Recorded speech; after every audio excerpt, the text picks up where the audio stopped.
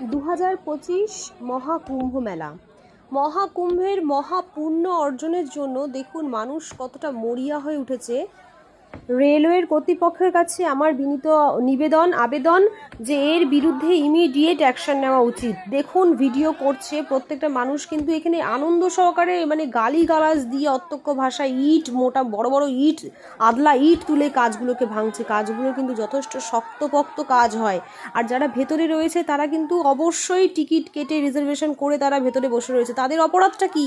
তারা যে এরকম ভুগছে তাদের অপরাধটা কি? এটা প্রশাসন হস্তক্ষেপ করুক আর ইমিডিয়েট অ্যাকশন নিক।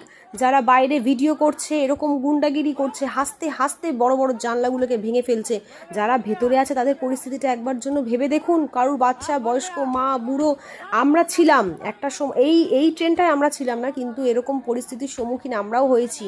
কারণ আমিও গেছিলাম প্রয়াগরাজে, আর ঠিক অমাবস্যায়, মৌনী অমাবস্যায় গিয়েছিলাম আমরা। সেই মুহূর্তেও আমাদের ট্রেনে একটা মানুষ বিন্দু যদি এক্সট্রা ঢোকে, মানে 10টা মানুষের অসুবিধা হয়ে যাবে, এতটাই চাপাচাপি ভিড় ছিল। আর কোনো মানুষ ওয়াশরুমে যেতে পারছিল না, একটা পা রাখার জায়গা পর্যন্ত ছিল না। তারপরেই কিন্তু এই গেটগুলোকে বন্ধ করা হয়েছে। গেটের বাইরে যখন গেটটা বন্ধ করা হচ্ছে, কতগুলো মানুষ যে দম আটকে গেছিলো একটা মুহূর্তের জন্য, তারপরে গেটটাকে বন্ধ করা হয়েছে। এবং গেটটা বন্ধ করার পরেও কিন্তু কোনো কোনো স্টেশনে দাঁড়াচ্ছে যখন, দুমদাম দুমদাম দুমদাম করে ধাক্কাচ্ছে সবাই, কিন্তু খুলবে যারা, একবারের জন্য ভাবছে না বাইরের মানুষগুলো খুলে দাঁড়াবি কোথায়? তোরা উঠবি কোথায়? জায়গা তো নেই, লোকের মাথায় উঠবি?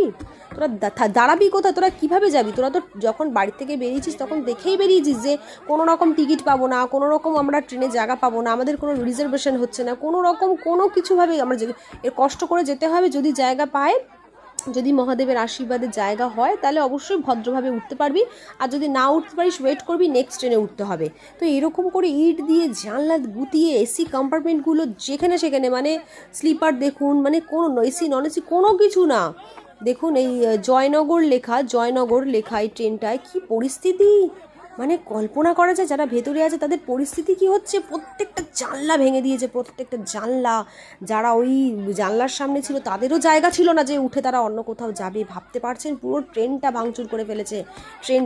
ট্রেন পারছে না।